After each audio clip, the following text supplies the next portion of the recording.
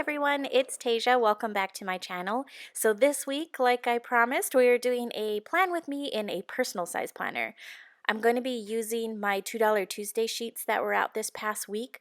$2 Tuesday sheets come back every week, so if you like this color scheme, it will be back up on Tuesday. I usually post them like Monday evening, and then they come down at 9 p.m. Pacific Standard Time on Tuesday night. So anyways, I am using my Kiki K personal planner, and I have these inserts in the shop. They are the This Week inserts.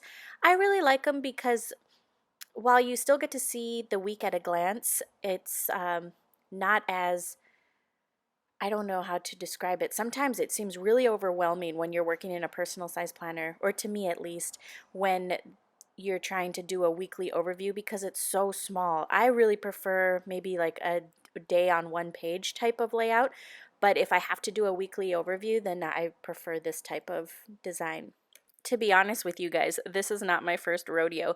I had filmed a plan with me. I was all intentions to actually use the layout, but it was so cluttered and messy looking that it was just driving me crazy. Can you guys hear my dogs in the background?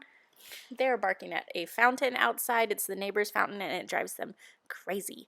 But in any case, like I was saying, it was too cluttered. I was trying to do kind of just like a random, every day is a little different, and it was just a hot mess. It was making me stressed out. On Monday, I was trying to look at my planner. I was like, I can't do this. It's making me upset.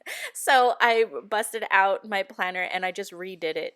That's one of the good things about using a ring bound planner, and if you have undated inserts, is that if you don't like it and you don't mind being a little wasteful, you can just pretend like it never happened and just replace it with a new one. So that's what I did. I'm using the little half boxes as my to-do list. So it just has 3 simple things to do. And then the translucent half boxes, I'm turning them on their side since the inserts are much shorter. I'm not able to stack 2 of them laid out side by side, but if you flip one on its end, then it works out no problem. I used those little 3-heart checklists also to cover the pastel heart that you would normally put the date in. So I'm not putting the dates on this. It doesn't really bother me too much that the dates aren't on here, since I am looking at other calendars throughout the week. I'm not going to really lose track of my days, but by covering up those pastel hearts, it doesn't clash with the color scheme. So anyways, since these are all kind of regular size stickers, I am trimming a few, like this weekend banner. I just trimmed off those little end pieces so that way it would fit. And then when it comes to the $2 Tuesday sheets, the icons are all itty bitty. So the $2 Tuesday sheets are great because you can kind of use them in all kinds of different planners. They're not just specifically for one type of planner, with the exception of the full box checklists. They are all on their own sheet, but those are kind of big, so I wouldn't be able to use them in a small planner like this one. The only stickers that I'm using that aren't from the $2 Tuesday sheets are those little sneakers. Those are little step trackers. I am starting to wear my fitness band again because I really need to keep track on what I'm doing. It's like, if I'm not wearing it, I feel like I am doing so good and walking all over the place. And then when I wear it and I actually see how many steps I'm actually taking, it's like a rude awakening that I'm really not moving as much as I should be. I started with an Apple Watch, and there was something about it I just didn't like. I had to charge it all the time, so I moved into a Fitbit, but I miss my Apple Watch. It's like I'm never satisfied. What do you guys use if you use a fitness tracker? I would love to know, because I'm always trying new things. So anyways, leave it in the comments below if you use a fitness tracker. But back to the planning. I am almost done with the layout, so I'm going to start writing in all my details. When I am writing on the stickers, I really like to use a permanent marker. I feel like it writes really bold on the stickers, and it's an almost guaranteed go that it's going to work. You can use ballpoint pens, but they can't be like a jelly ink. It needs to be a dry, traditional ballpoint pen.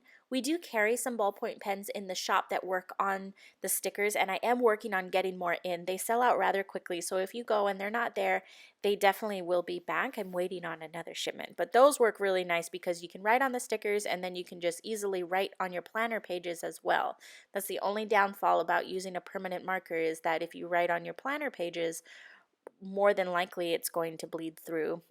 But long story short, I like permanent markers. I don't mind flipping back and forth. The permanent marker that I'm using is the Pen Sticks, and it's by Gosh, I don't know who it's by. I will link it in the description bar down below. I really like it. I got it online and it writes, again, really bold, and it's a really fine tip. So I'm able to write in these tiny little planners with them. Another permanent marker that I really like, of course, the Sharpie Ultrafine permanent markers, they work really well, but there's a Pilot permanent marker and it's an ultra thin point, and that one writes really nicely too. I think they sell that one in stores, so it might be easier for you to find. But anyways, I'm just filling in the details. I'm using those translucent boxes to kind of highlight one important thing that is happening that day, and then the little checklists on the side are just for the little things that need to get done.